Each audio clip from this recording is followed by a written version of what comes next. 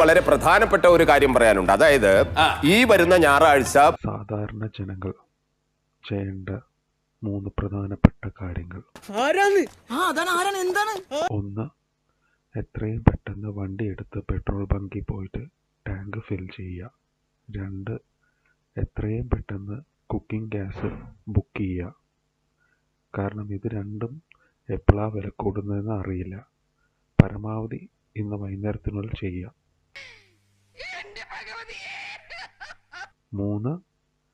Stock മാർക്കറ്റിൽ invest ചെയ്യുന്നവർ Electra bond ഒന്ന് ചെക്ക് ചെയ്യുക. എന്നിട്ട് അതിൽ ആരൊക്കെയാണോ BJPക്ക് കൈക്കൂലി കൊടുത്തിട്ടുള്ളത്, ഫണ്ട് കൊടുത്തിട്ടുള്ളത്, അവരിൽ ഇൻവെസ്റ്റ് ചെയ്യുക. എന്റെ ബുദ്ധി വിമാനമാണല്ലോ, വിമാനമല്ല റോക്കറ്റ്.